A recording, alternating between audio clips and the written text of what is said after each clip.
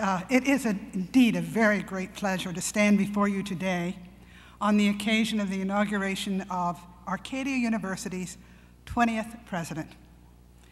I sort of saw my role at this time as the old-timer to give you a kind of history of the institution. As most of you know, Arcadia is a very special institution of higher learning, one with a proud tradition and an enviable position in the world of post-secondary education. That position, I believe, rests on three principles that have guided us from our very beginning. And that is, those three principles are, I'm sorry, I can't read because of the light, but I know what they are. Sorry about that. And that is, we were founded because we were an institution that recognized that there were populations out in the country, in the world, that were not able to have higher education. Secondly, we were an institution that was innovative in higher education, probably in a way that no other institution in the country was. And last, from our beginning, we were an institution that cared about the individual. We wanted to make sure that that individual was able to reach his or her full potential. First is our commitment to serve the underserved. Arcadia was founded in 1853 in Beaver, Pennsylvania, as the 5th oldest women's college in the country. That made us older than all of the historic Seven Sisters in Mount Holyoke. This is before the Civil War. We continued our pioneering ways when in the 1950s, we opened our doors to mature women who wished to either complete their degrees or start their programs, often when they had a family and they wanted to study part-time. In those years, they went to the 72 schools in the greater Philadelphia area and found none of them that would accept them as fully qualified students. By the mid-70s, we again recognized that there was an inequity at that time, and that was that schools were not reaching persons of color. By the mid-70s, we had the largest persons of color enrollment of any of the 114 public or private institutions in this country, in this state,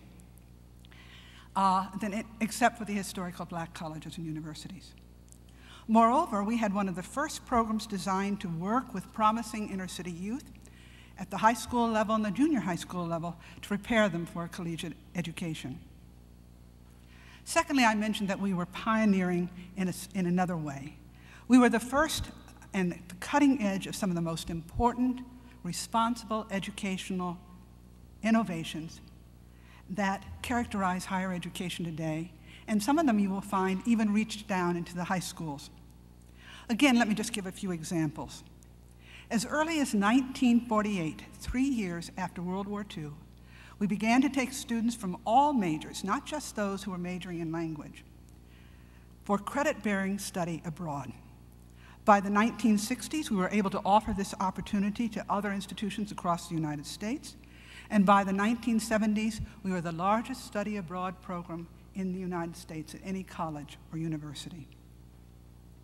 Moreover, we've been cited by the American Council on Education a number of times for the degree to which the transnational and cultural diversity issues are infused into the courses of study at Arcadia University. Second example, by the mid-70s, we were also one of 3 institutions in the United States to have initiated writing across the curriculum. That's the movement that infused writing and effective communication in all courses of study at all 4 years of education. We extended this fairly rapidly to also infuse in the same way critical thinking, problem solving, and creative energies. A last example. Our physical therapy program was one of the earliest in the country to recognize that we needed doctoral level preparation in order to be able to treat the increasingly complex issues that are required in the field. The last value that I mentioned was that of being an institution that cares about the individual student. We never lost sight of that critical commitment to offer a personal education to each and every student, whatever their background, whatever their age. I came to Arcadia, this will tell you that the gray hair is real, 41 years ago. And that gave me an opportunity to meet and talk with alumni who were celebrating their 65th and more reunions. Now think back, 71, think back 65 and more years. That means they started their education at what was then Beaver College in the first decade of the last century. And I can tell you that consistently, from that period, those first alumni with whom I spoke, right through to the last ones I visited, the message was consistent.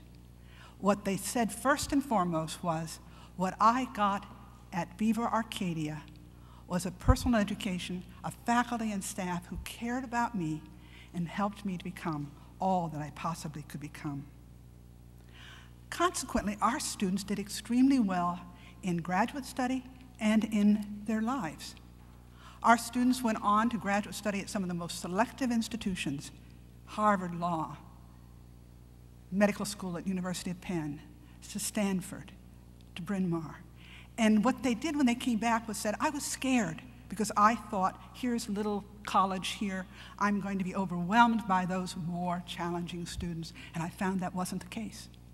I did well, I felt comfortable, and I found that I was served by that individual attention I got at Arcadia University.